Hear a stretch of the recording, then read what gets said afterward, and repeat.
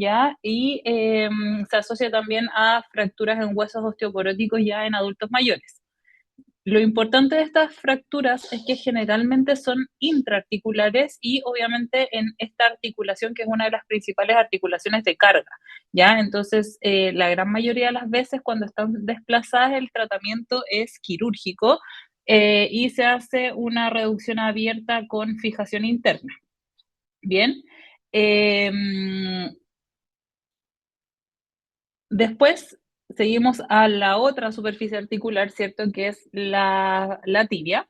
Y aquí tenemos esta fractura que es la fractura de los platillos tibiales, ya que también son traumatismos de alta energía y generalmente se asocian a un mecanismo de carga axial en varo o valgo, ahí va a depender cuál de los dos platillos es el que se fractura, y mecanismos de flexo-extensión, ya todo esto combinado.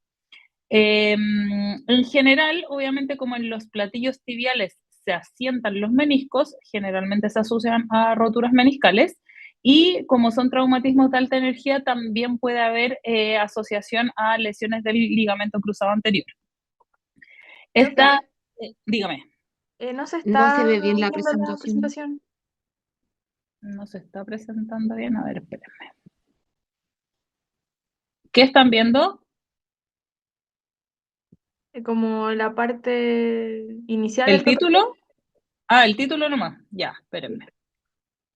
Espérenme.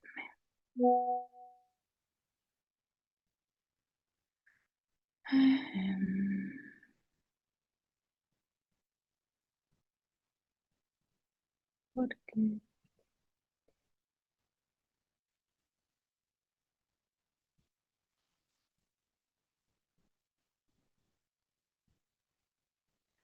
Lo voy a tener que hacer de la otra forma, entonces.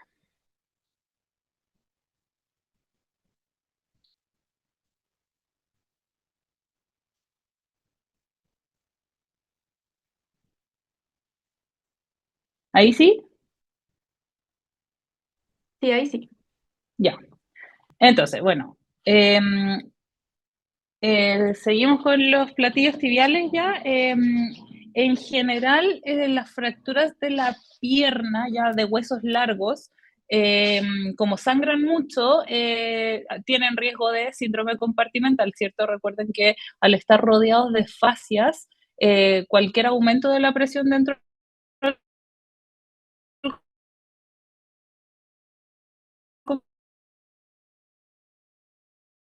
compartimento va a ser contenido por la fascia, entonces obviamente dependiendo del grado va a estar asociada también a lesiones ligamentarias como de los colaterales, por ejemplo. Hasta un 75% de estas fracturas va a desarrollar una artrosis postraumática de rodilla, ¿ya? Porque en general el platillo tibial es parte de la articulación, entonces obviamente hay daño cartilaginoso, etcétera. Bien, y cuando hay desplazamientos, sobre todo de las partes más, de las porciones más periféricas, ¿cierto? Hay que evaluar compromisos neurovasculares, ya, sobre todo acá de la cabeza del peroné, donde pasa el nervio peroneo superficial. Y tenemos la clasificación de Schatzker, ya que básicamente los clasifica en 6 tipos dependiendo del rasgo de fractura, ¿ya? Entonces, los que son de componente más lateral solo, ¿cierto? Acá hay un componente que es netamente de la superficie articular, perdón, las tipo 4, ¿cierto? Que son fracturas divididas, ¿ya? Como en X, con un fragmento central, y las fracturas tipo 5 que son de los dos cóndilos tibiales, ¿bien? Y las tipo 6 que se asocian además a una fractura transversa de la diáfisis del hueso. El cuadro clínico de estas fracturas, obviamente dolor de rodilla, ¿cierto? Asociado a lo típico de una fractura, aumento de volumen, derrame articular, deformidad e impotencia funcional, equimosis y lo que les mencionaba de la alteración neurovascular distal. El estudio diagnóstico, siempre partir con radiografía, ¿cierto? AP y lateral de rodilla. Pueden pedir también por sospecha clínica las axiales de rótula. ¿ya? Y el TAC se solicita principalmente para planificar la cirugía, ¿cierto? Entonces, acá tenemos esta imagen, ya que aquí tenemos fractura de los dos cóndilos, ¿cierto? ¿Ya? En esta se ve fractura solo del cóndilo lateral, ¿bien? Y acá en el TAC se ve la reconstrucción, ¿cierto? Y podemos ver que tiene un compromiso de 3 fragmentos. El manejo, ¿cierto? Cuando estamos en el servicio de urgencia, tenemos que hacer inmovilización precoz y rápidamente derivar a traumatología. Bien, y la cirugía, porque son de manejo quirúrgico generalmente, muchas placas y muchos tornillos para estabilizar todos estos fragmentos. Bien. Pasando a la fractura de patela, ya son bastante poco frecuentes dentro de lo que son las fracturas, ¿ya?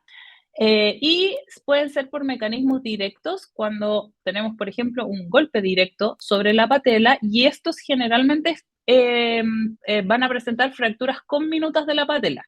Bien, y mecanismos indirectos que en general se dan por el uso del aparato extensor de la rodilla, ¿ya? Entonces, en el fondo, por estas fuerzas de tracción excéntrica de los tendones, pueden generar fracturas transversas a nivel de la patela y también puede generar fracturas por abulsión a nivel del tendón patelar.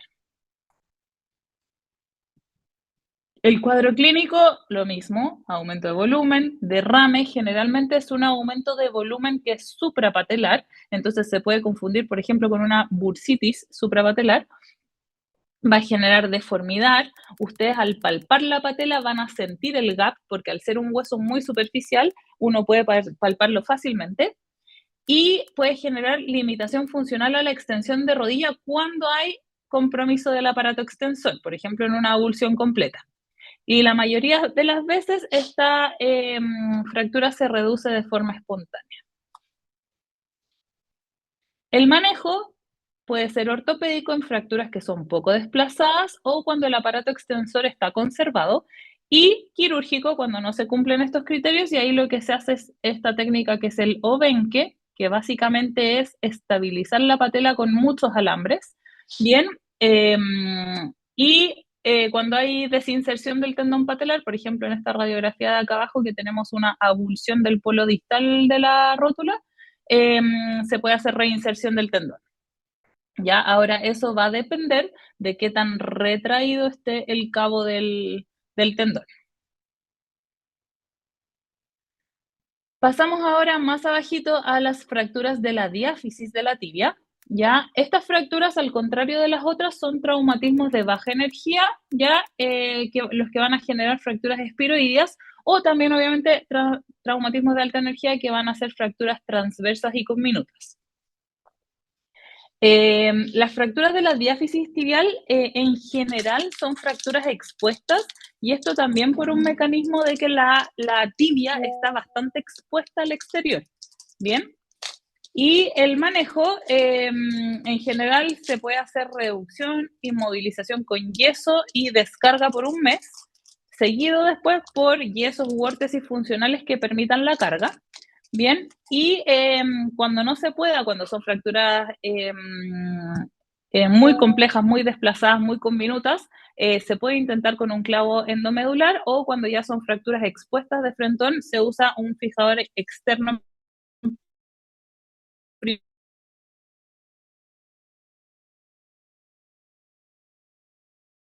de instancia. De patela, que, ojo, no es lo mismo que luxación de rodilla, ¿ya? Cuando se luxa las rodillas es cuando se pierde la congruencia entre el fémur y la tibia. En este caso, es la patela la que pierde la congruencia con los cóndilos femorales. Bien, es una causa frecuente de consulta y cada vez es más frecuente en población pediátrica. Bien, es la segunda causa más frecuente de hemartrosis, ¿bien? Y generalmente estos episodios pueden ocurrir luxaciones completas como esta, donde no hay reducción espontánea, pero también existe la subluxación de rótula,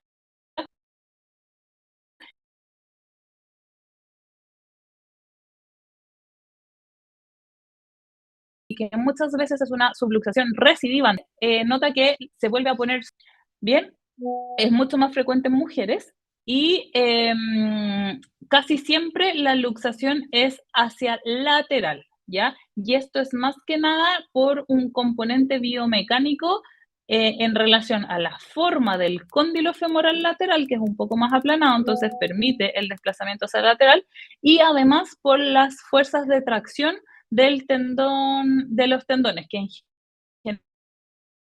general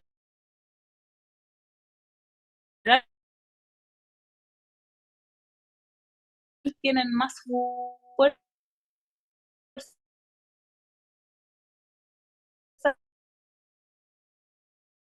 los laterales que los mediales. Factores de riesgo, obviamente problemas de alimentaria, obviamente los mecanismos de estabilidad.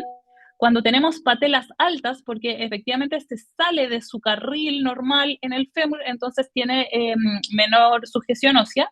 Cuando hay displasias de la tróclea, ¿cierto? Cuando esta tróclea es demasiado aplanada, los cóndilos son demasiado aplanados, entonces no logran sujetar la patela. Cuando hay hipoplasias del cóndilo lateral, obviamente, y las displasias patelares. En general, las fracturas de... Perdón, esto se me pasó, esto era de antes. ¿Ya? Pero no, esto es luxación de patela, ¿ya? No fractura. El manejo es con una inmovilización inicial, ¿ya? En general se usan rodilleras largas en semiflexión de rodilla y se hace control radiográfico con radiografías AP, lateral de rodilla y axial de rótula. Y se deriva a traumatología para seguimiento y eventual manejo quirúrgico cuando son luxaciones reales y cuando son subluxaciones recidivantes.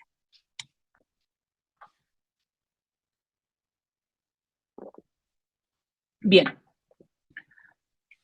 La esquina posterolateral de la rodilla es una zona anatómica que es súper importante porque es una zona que frecuentemente se lesiona y pocas veces se diagnostican las lesiones en esta zona, por lo tanto pasan desapercibidas en el manejo.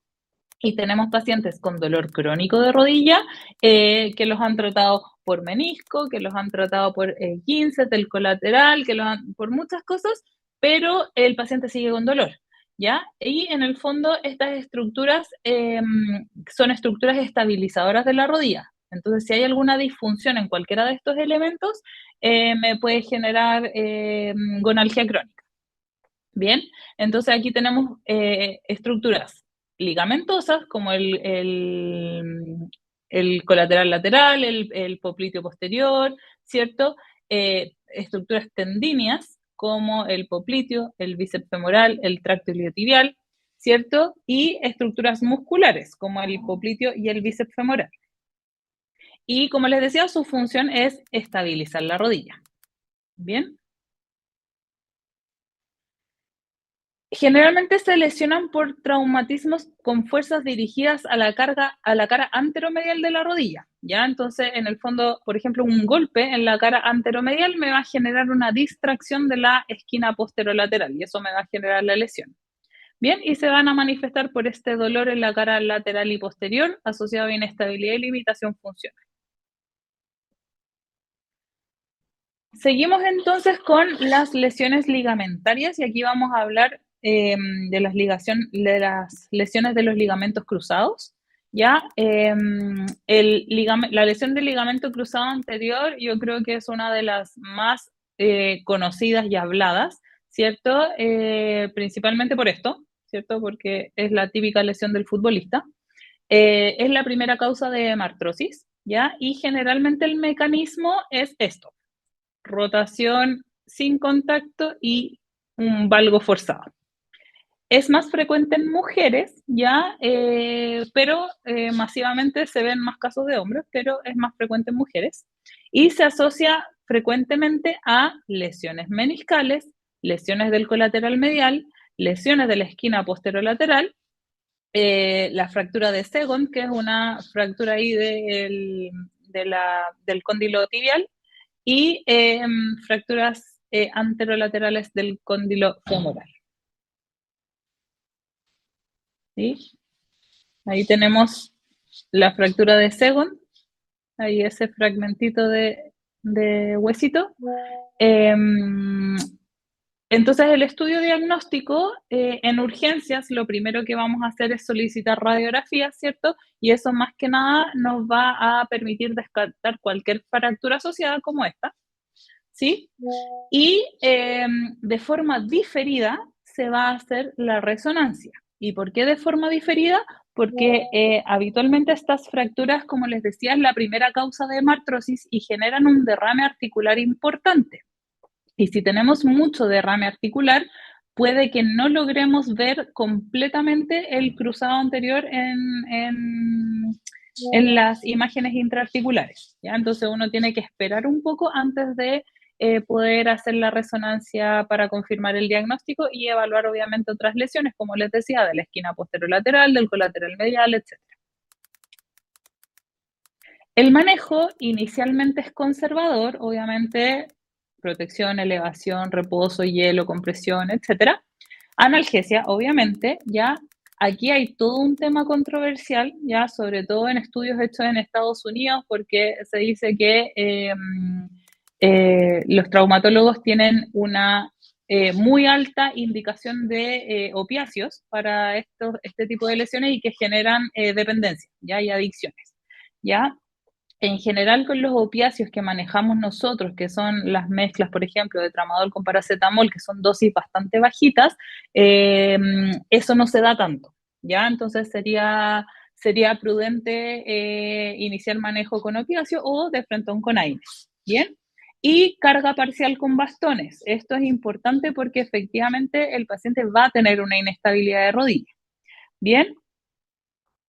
Y el manejo definitivo, ya, la mayoría de las veces es quirúrgico con reconstrucción del ligamento, pero en algunos casos se puede optar por el manejo ortopédico, esto es básicamente kinesioterapia, fortalecimiento muscular, se pueden hacer de repente algunas infiltraciones con sustancias, terapias regenerativas como el plasma rico en plaquetas, etcétera, pero esto se reserva para pacientes que tengan baja demanda, por ejemplo, adultos mayores, ¿cierto? Que no van a andar corriendo, ni saltando, ni cosas por el estilo, eh, y que el riesgo de someterlos a una cirugía es muy alto, ¿ya?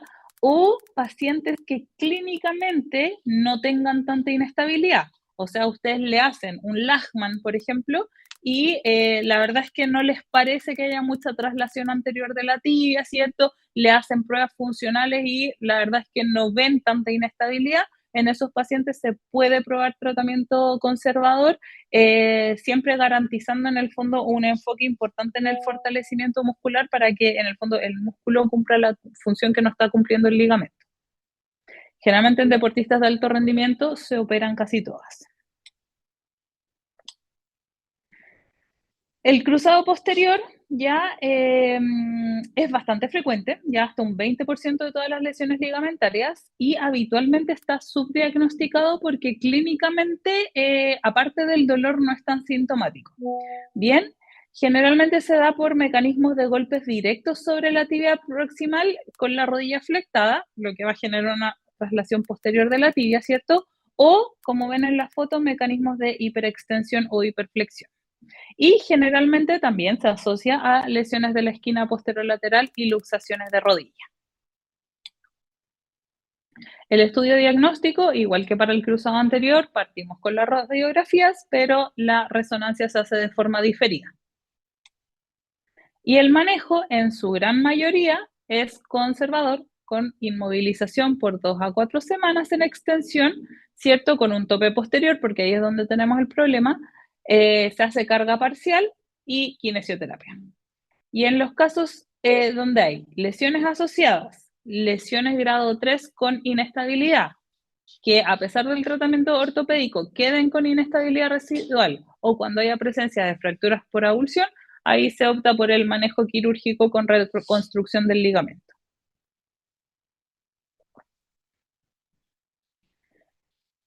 En cuanto a las lesiones de los colaterales, ya la lesión del colateral medial es una de las más frecuentes, ya, y eso se debe principalmente a que hay mayor incidencia de valgo de rodilla en la población, por lo tanto es un ligamento que en general está sometido a más tensión. Bien, siempre que tengan una lesión de cruzado anterior, hay que ir a buscar la lesión del colateral medial, porque frecuentemente vienen juntos. Y este es un ligamento que está bastante vascularizado, por lo tanto tiene una gran capacidad de curación. Generalmente la clínica es un dolor en la interlínea medial con sensación de inestabilidad a la marcha y la prueba del bostezo positivo a medial a 30 grados, ¿ya? Recuerden que cuando hacen la prueba del bostezo, si ustedes la hacen con la rodilla extendida completa, van a estar evaluando la estabilidad articular, no la del colateral medial. Cuando hacen la flexión a 30 grados, ahí sí están aislando el ligamento.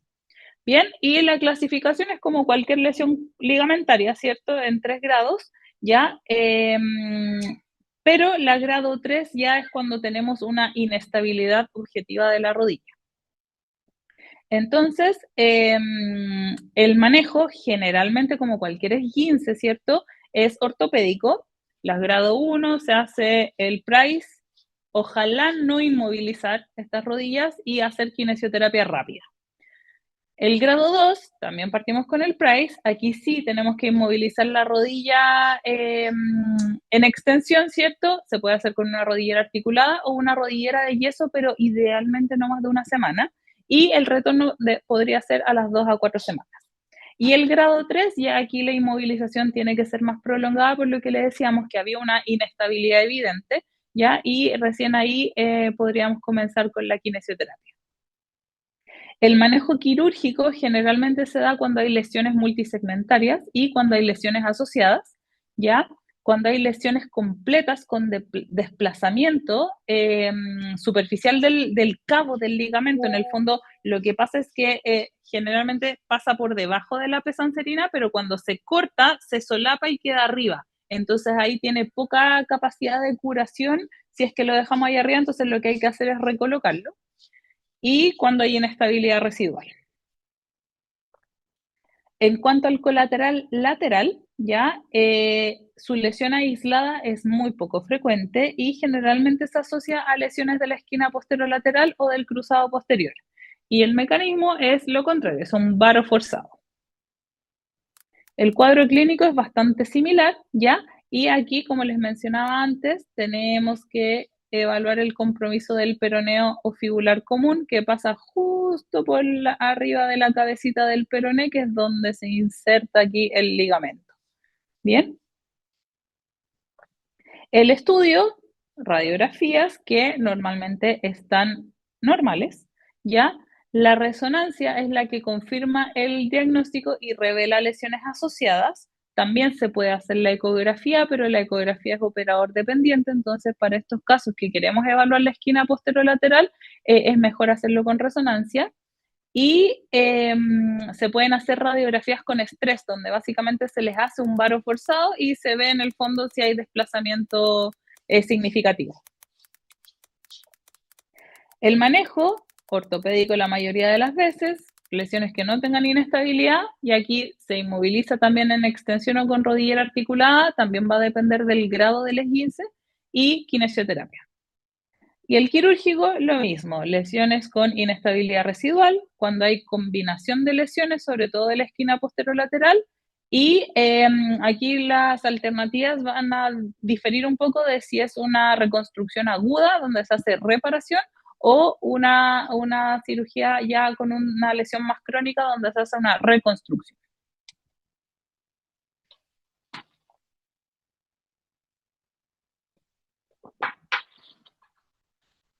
Bien, pasando entonces a las lesiones meniscales, ¿ya? La anatomía del menisco es súper importante conocerla bien, ¿ya? Porque dependiendo de las zonas anatómicas afectadas, va a ser más o menos el tratamiento que se va a hacer con estas lesiones. Ya, recordar que el menisco es cartílago, que tiene una forma de C, ya, son distintos el medial del lateral, ¿cierto? El medial es un menisco más grande, eh, mientras que el lateral es más pequeño, ¿cierto? Eh, eh,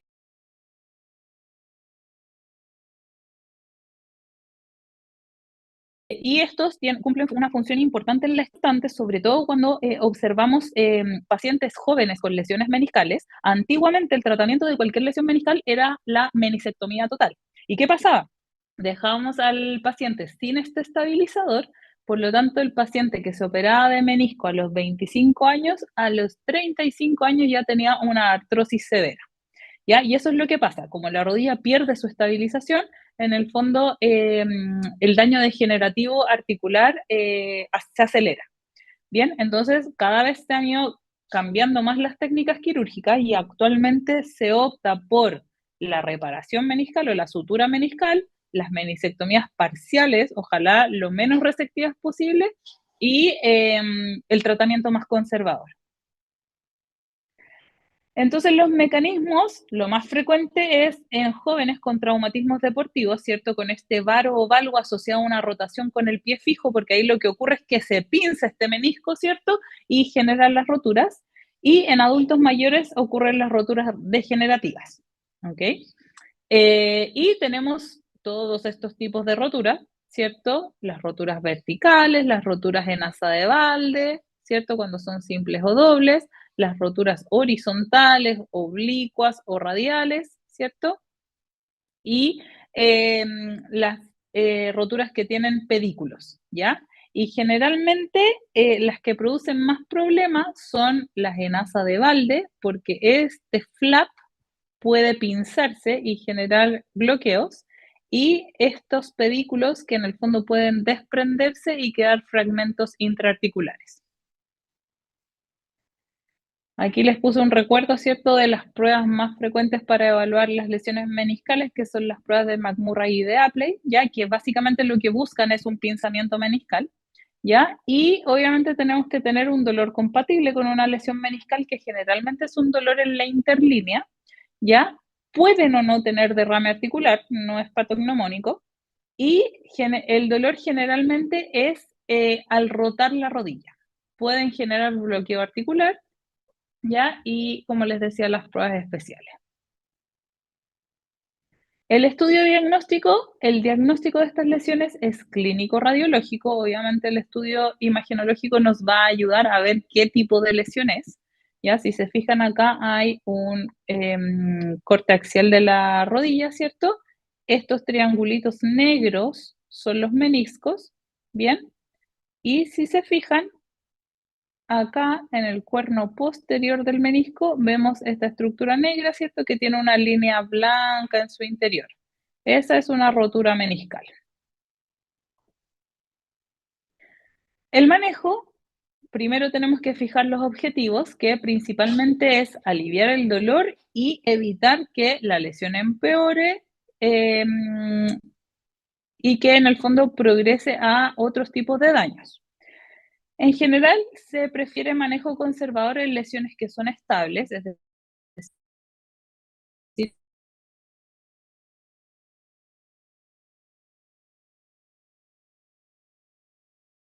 no generan este fenómeno de pinzamiento. Y ya, antiguamente existían antiinflamatorios y analgésicos, pero obviamente con efectos transitorios, ¿ya? Y hoy en día están mucho más al alcance las terapias regenerativas con plasma rico en plaquetas, suero rico en factores y muchas otras cosas que en el fondo lo que buscan es ir a parchar este tipo de lesiones. El tratamiento quirúrgico se da en lesiones inestables, ¿cierto? Cuando son de la raíz del menisco, cuando son asa de balde luxada y cuando generan bloqueo articular, y las lesiones sintomáticas a pesar del manejo conservador. Bien, entonces aquí les puse una tablita resumen, ¿ya? Donde está la estructura lesionada, el mecanismo de lesión, la producción o no de derrame, cómo vemos el examen físico, ¿cierto? la imagenología y el manejo en general. ¿Dudas hasta ahí?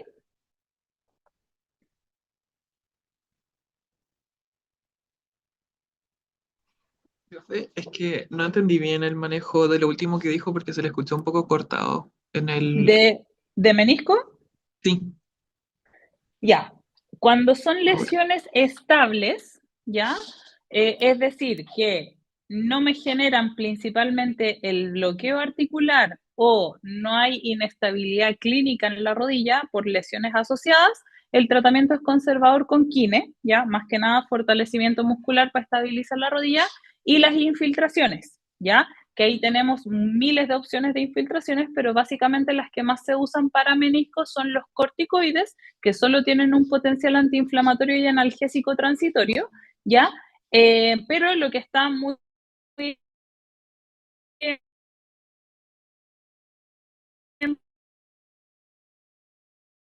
boca hoy en día son las terapias regenerativas, tener un potencial regenerativo, o sea, va a buscar pacientes que tengan lesiones inestables, ¿cierto? Como estas que se mencionan acá y que generen un bloqueo articular, o sea, que el paciente dobla la rodilla y después no la puede volver a estirar, ¿ya? Y en lesiones que a pesar del tratamiento conservador siguen siendo muy sintomáticas, ahí se prefiere el manejo quirúrgico.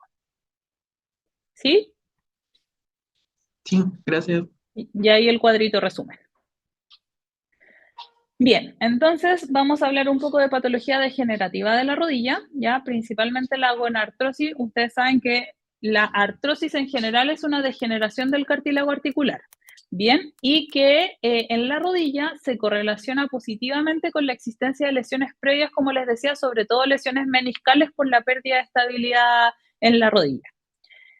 Puede presentarse en cualquiera de las tres interacciones, ya sea entre fémur y tibia medial, fémur y tibia lateral o en la articulación patelofemoral. Y generalmente el cuadro es un dolor de inicio insidioso, ¿ya? Que inicialmente es en las mañanas, como al comenzar el día, o tras algún esfuerzo físico que quedan con la rodilla resentida, ¿ya? Obviamente cuando la artrosis va avanzando, el dolor se va haciendo cada vez más persistente y cada vez más invalidante. Bien, en general la artrosis se asocia a presencia de derrame articular, ¿ya? Y a limitación del rango articular, ¿ok? Cuando ya son casos muy avanzados, uno puede ver una deformidad evidente a nivel de la articulación. Otro hallazgo bastante frecuente, pero que también puede darse en casos de condropatías iniciales, es el crujido, ¿ok? Así que eso no es tan patognomónico de artrosis, pero puede estar presente. Bien, acá les puse una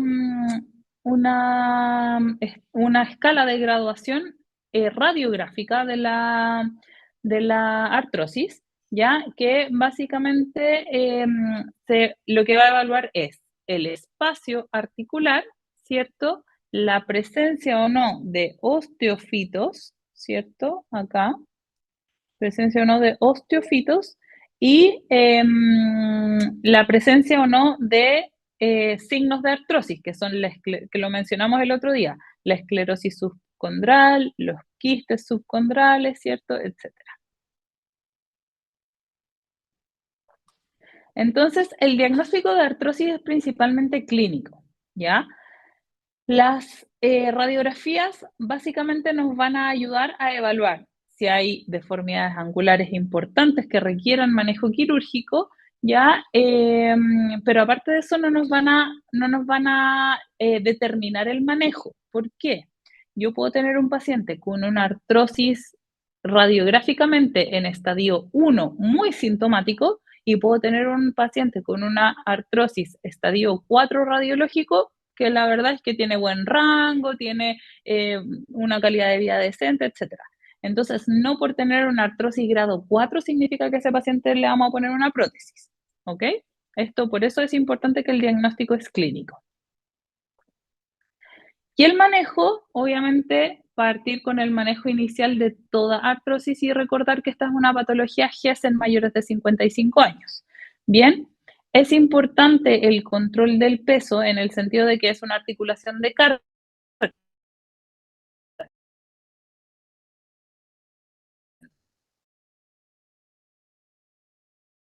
mientras más carga la sometamos, más, como les mencioné en alguna de las otras clases, y fortalezca la musculatura, a que se ponga a bajar de peso como loco y pierda masa muscular. ¿Bien? Y en los casos refractarios al tratamiento, ¿cierto? Por eso les digo que esto es algo clínico, ¿ya? Se hace la artroplastia que puede ser parcial, donde se cambia solo un segmento de la articulación, o total, donde se cambia la articulación completa. Bien, entonces acá está el algoritmo, ¿cierto?, de las guías MinSal, ¿ya? Donde básicamente incluye, ¿cierto?, la consulta en atención primaria, una evaluación clínica inicial, tratamiento farmacológico inicial, ¿cierto?, tratamiento no farmacológico también, que ahí viene la fisioterapia y la educación nutricional, y si esto no responde, ¿cierto?, se deriva a atención secundaria. ¿Bien?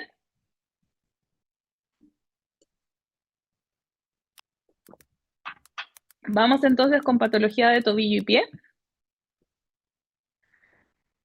El esguince de tobillo yo creo que es una de las consultas más frecuentes, sobre todo en urgencia escolar, y la principal causa de ausentismo deportivo. Generalmente el mecanismo más frecuente es de inversión en un pie con flexión plantar, y se clasifica de distintas formas. Obviamente se puede clasificar en el grado de rotura del ligamento como cualquier esguince, pero también se puede clasificar según su localización. Y ahí tenemos los esguinces altos, donde tenemos lesiones de la sindesmosis y que se presentan,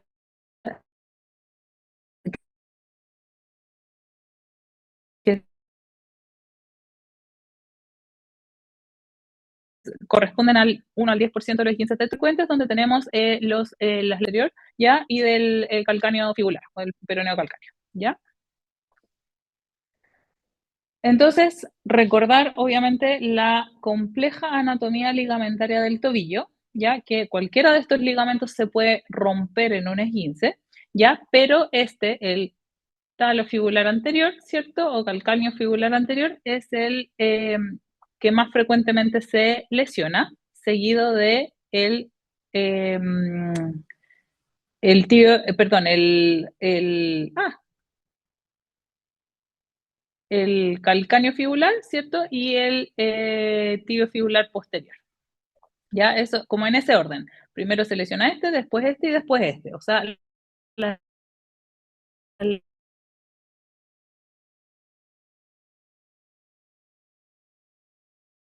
lesiones aisladas del posterior son muy raras. Siempre examinar desde la rodilla hacia abajo, ¿ya? Palpar el cuello del peroné, el peroné proximal, los maleolos, los ligamentos, el navicular y la base del quinto metatarsiano, porque suelen haber lesiones asociadas. Bien, hay una lesión muy importante que es la lesión de Meissonier, ¿ya? Que es una lesión del peroné proximal, producto de una transmisión de energía a nivel de la sindesmosis, que ahí la vamos a ver. Bien, como cualquier esguince, ¿cierto? Se divide en 3 grados, ¿ya? Más que nada en relación a el daño en la fibra del ligamento, ¿ya? Y eso se va a correlacionar un poco con la clínica, ¿ya? Mientras mayor grado vamos a tener más equimosis y mayor aumento de volumen, y en los casos más severos no vamos a poder soportar la carga.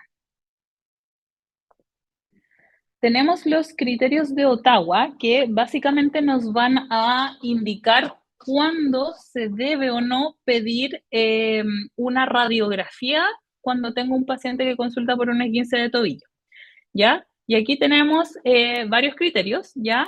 Que si ven acá, dice, la radiografía de tobillo se debe pedir solo si hay dolor en la zona malleolar asociado a cualquiera de estos hallazgos. Sensibilidad ósea en A, ¿ya? Que tenemos acá, el borde posterior del malleolo lateral, ¿ya? O en B, ¿ya? Que si vemos acá tenemos el borde posterior del malleolo medial, o inhabilidad de cargar peso inmediatamente y en la evaluación, ¿ya? Y si hay dolor en el medio pie asociado a sensibilidad ósea en la base del quinto metatarsiano o en el navicular o incapacidad para soportar carga, también se tiene que solicitar la radiografía. Bien, entonces básicamente esguince asociado a dolor en malleolo lateral, malleolo medial, base del quinto, navicular, pedimos radiografía.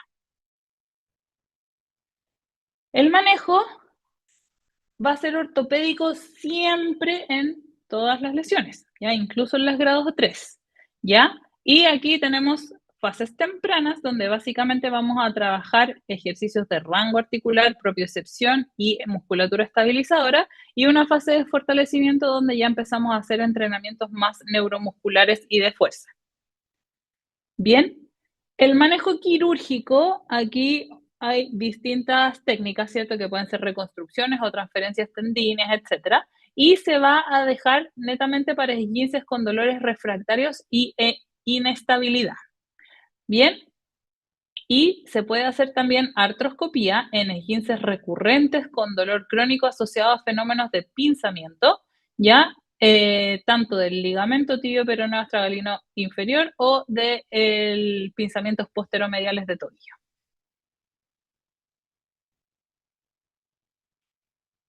Las complicaciones, obviamente, estos fenómenos de pinzamiento de tobillo que básicamente se dan por los fenómenos de inestabilidad crónica.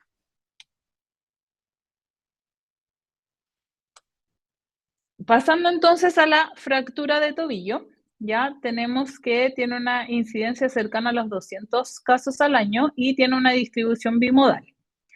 Su ubicación más frecuente es la fractura aislada del maleolo, ¿ya?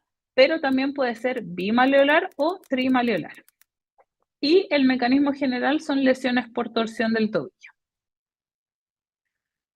Bien, aquí tenemos que tener en cuenta las estructuras ligamentarias altas, ¿cierto? Acá estamos en territorio alto, donde tenemos la sindesmosis con sus 5 componentes ligamentarios, ¿cierto? Los anteriores, los interóseos, los posteriores, ¿ya? Y que en el fondo todos estos elementos se pueden lesionar en las fracturas de tobillo. Y esto nos va a condicionar la inestabilidad del tobillo. Se clasifican según la clasificación de Danis-Weber en relación a la sindesmosis, ¿ya? Si son infrasindesmóticos, transindesmóticos o suprasindesmóticos. El cuadro clínico, cualquier fractura, ¿cierto? Y acá está la fractura de Mesonev, ¿ya? Que es esta lesión en el peroné proximal, ¿cierto? Más una lesión en la sindesmosis tibio-peronea distal, más una lesión en las estructuras mediales de tobillo.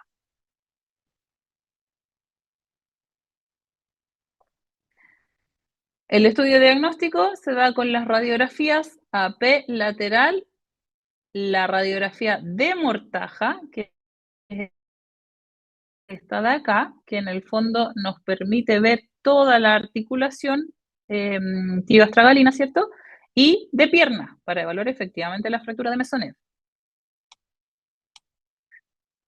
El manejo ortopédico generalmente se da en fracturas de tobillo que son estables, cuando hay solo fracturas por avulsión de la punta del maleolo medial o lateral, o cuando hay fracturas del maleolo posterior con poca afectación articular, o cuando hay una contraindicación absoluta o relativa para la cirugía. Bien, y se puede inmovilizar transitoriamente por 4 a 6 semanas y reevaluar con radiografías. El manejo quirúrgico es cuando tengo cualquier desplazamiento del astrágalo en las fracturas bimaleolares, ¿cierto? Trimaleolares también, obviamente, o cuando tengo fracturas del maleolo posterior desplazadas, fracturas de Mesonev, fracturas expuestas, o cuando ya tengo pseudoartrosis maleolares sintomáticas. Bien. una fractura un poquito más severa, que es la fractura del pilón tibial, ¿ya? Que es una fractura del extremo tibial de la, perdón, distal de la tibia, ¿ya? Y que es una fractura que generalmente es muy conminuta y que se extiende la articulación, ¿ya? O sea, es una fractura de tobillo, pero que además involucra la pierna, ¿cierto? Y esta lesión tiene compromiso importante de partes blandas, ¿ya? Y eso es lo que hace que su manejo sea tan complejo. Epidemiológicamente se da por mecanismos de carga axial de alta energía, ¿ya? Donde se produce una impactación del talo con la tibia distal. Y esto en el fondo es lo que produce este choque, es lo que produce esta conminución en el extremo distal de la tibia. Y generalmente se da en caídas de altura y accidentes automovilísticos. El manejo siempre quirúrgico, ¿bien? Y generalmente se hace una primera etapa con una fijación externa, ¿cierto? Y posteriormente se hace una reducción abierta con fijación interna.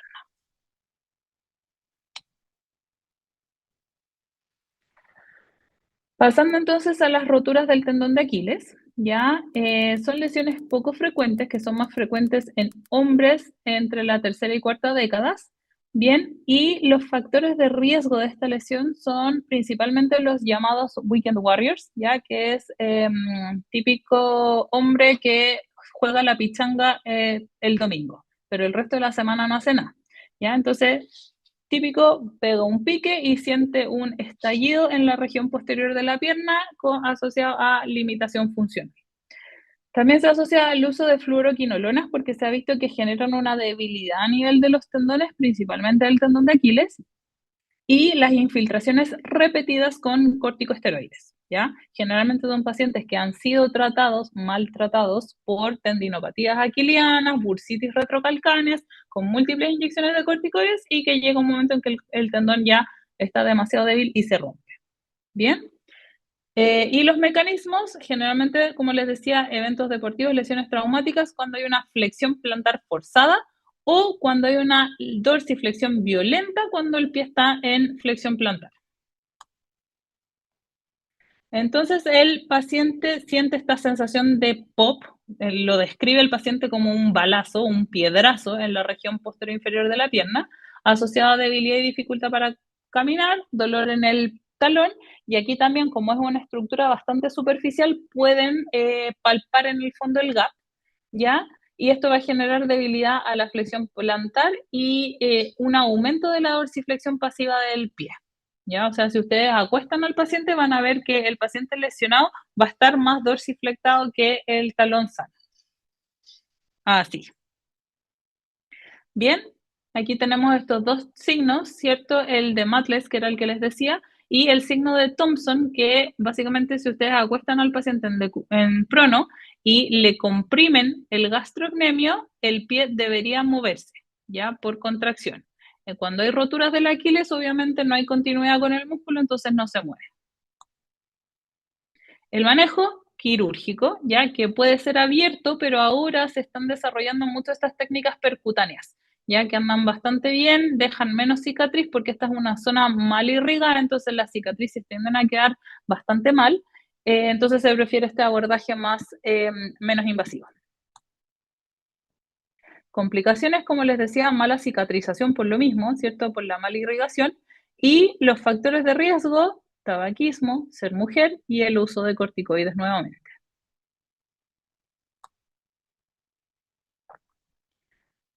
Seguimos entonces con la fractura del quinto metatarsiano, ya que es una lesión muy frecuente en APS y una de las consultas por dolor plantar más frecuentes.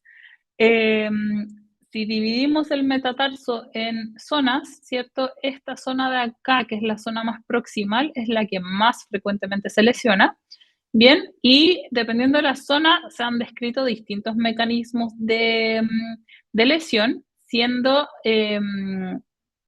uno de los más repetitivos los microtraumas o las fracturas por estrés que generalmente se dan en esta zona. Bien, entonces aquí tenemos distintos tipos, ya esto es netamente para que lo conozcan, ya las fracturas por avulsión de la estiloides, ¿cierto? La fractura de la unión metafodiafisiaria, ¿ya? Y las fracturas por estrés, ¿ya? En general, el manejo de estas dos es conservador y de las fracturas con estrés, cuando se hacen crónicas, es quirúrgico. ¿Bien?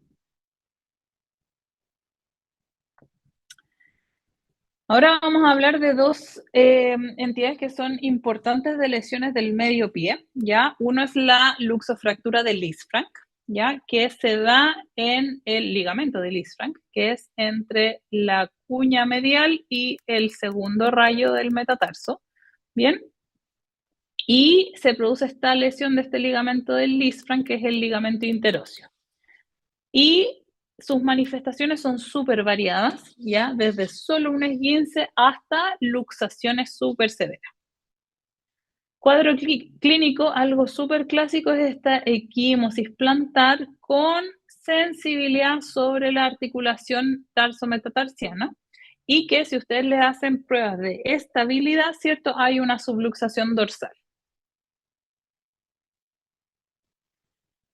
La clasificación, según el tipo de lesión, ¿cierto?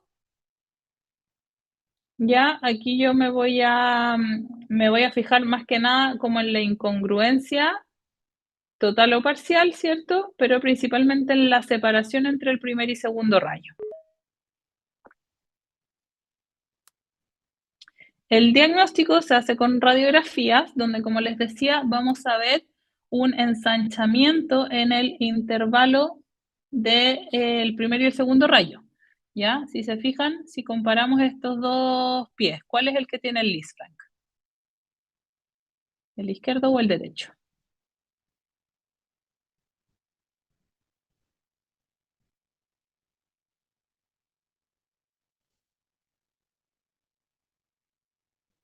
¿No? ¿Nadie?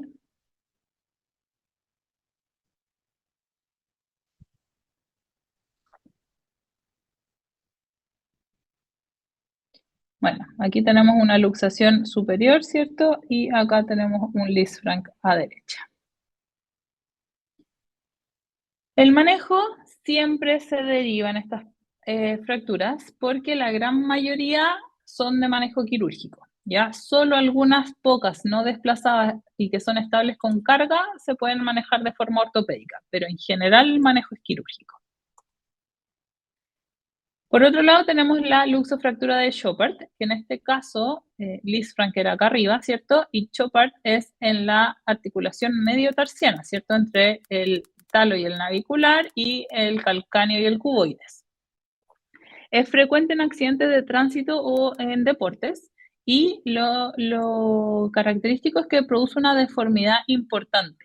Y si se fijan, cuando está muy luxada esta articulación, se pierde un poco el arco óseo plantar, ¿ya? Entonces hay una caída acá del arco. Entonces eso va a generar importante limitación funcional de la biomecánica del pie. ¿Ya? En general son estables cuando se reducen, ¿ya? Y se puede hacer manejo ortopédico con reducción cerrada e inmovilización con yeso. Y si persiste la inestabilidad a pesar de la reducción, se operan.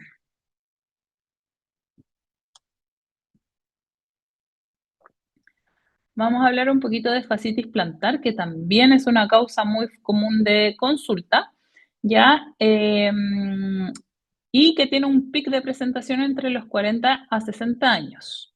Los factores de riesgo son los atletas, donde se produce una fascitis por sobreuso, ocupaciones que implican largos periodos de pie, antecedentes de pie plano, y esto es súper importante, porque hay estudios que han visto la asociación entre el tipo de calzado y el uso de calzado a edades tempranas con el mal desarrollo de los arcos del pie y posteriormente el desarrollo de fascitis plantar.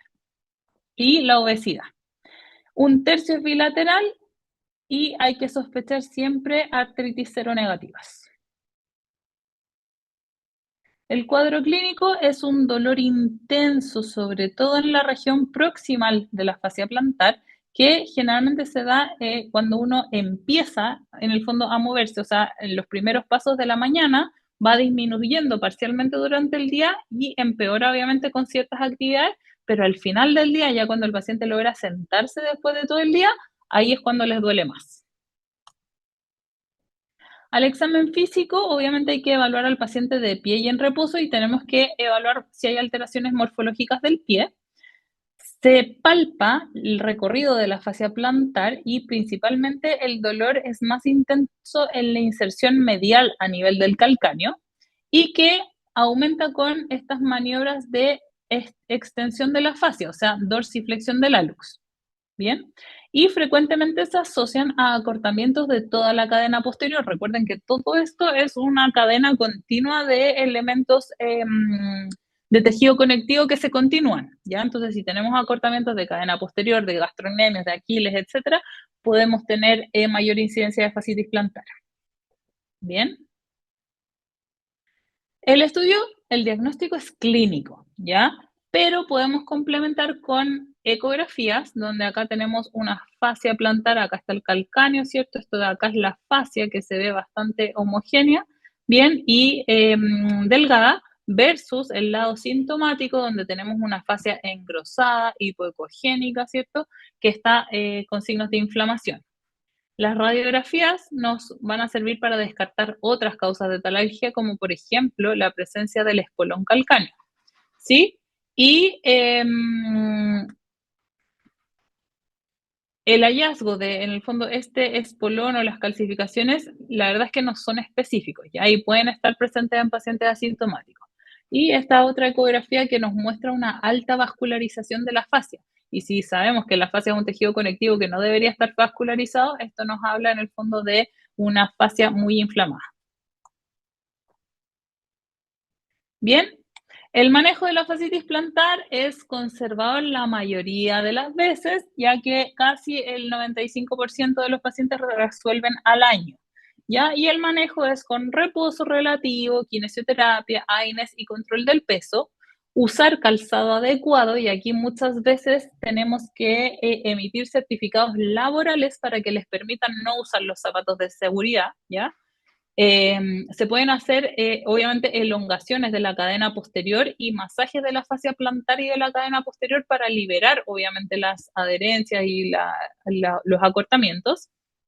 Y también se pueden usar algunas órtesis, como por ejemplo, si el paciente tiene un pie plano, se debería hacer una evaluación de pisada para ver si necesita una plantilla correctora o algo así. ¿Bien? Se pueden hacer también infiltraciones, ¿ya? Y aquí también podemos ir desde los corticoides hasta los derivados del plasma. Y las ondas de choque, pero principalmente cuando tenemos patología más degenerativa de tipo calcificación. ¿Dudas? Profe, Profesora, primero. ¿en la fascitis plantar solo duele la planta del pie o este dolor se irradia hacia más arriba en la pierna?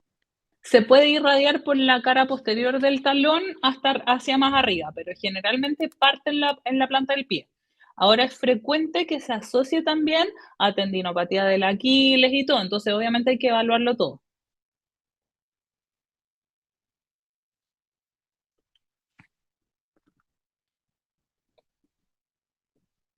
Acabo de cachar que estaba con la cámara apagada.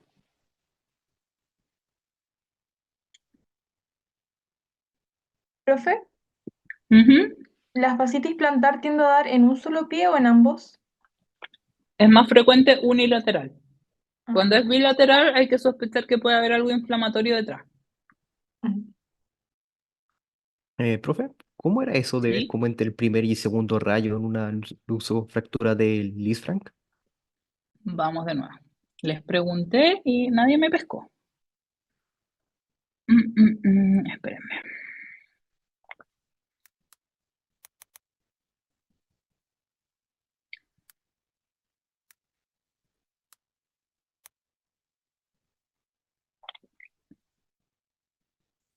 Ya, acá. ¿Ven la diapo, cierto? Sí. Sí, Ya. Entonces, primer rayo, segundo rayo, ¿sí? Entonces, lo que tenemos que ver es esta separación, ¿ya? Y si se fijan, acá es distinto que acá, ¿o no? En el derecho está más junto que en el izquierdo, ¿sí? ¿Lo alcanzan a notar? Ya, Sí, profe. básicamente es eso, ¿ya? En teoría, el radiólogo tiene que medir esa distancia y ver si efectivamente hay una diástasis significativa de la articulación, ¿ya? Como para determinar si es un Lisfranc o no, ¿ya? Pero ustedes no necesitan saber ese grado de detalle por ahora. ¿Bien? Entendido. Muchas gracias. De nada. ¿Alguna otra duda?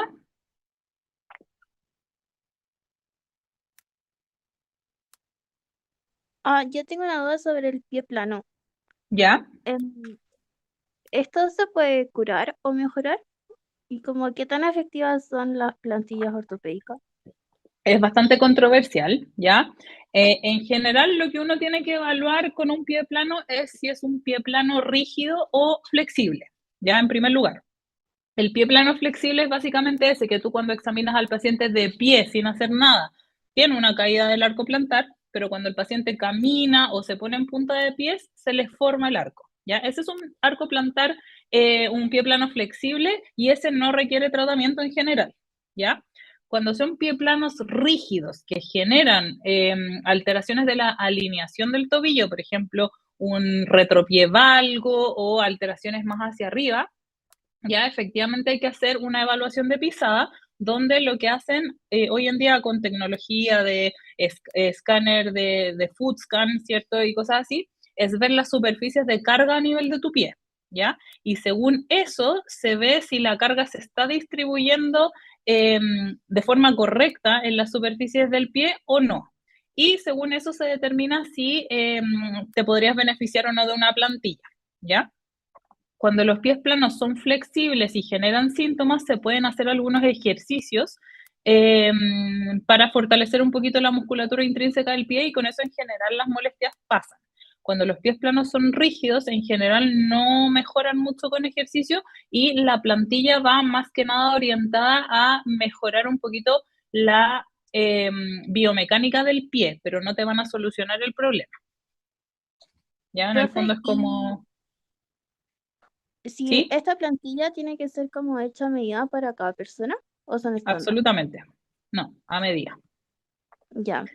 Antiguamente los traumatólogos hacían un dibujito en una receta y con eso te mandaban a hacer la plantilla, ¿ya? Eso hoy en día no sirve, ¿ya?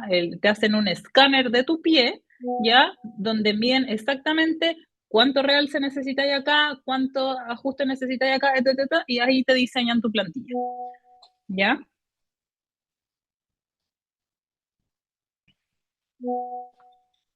¿Más dudas?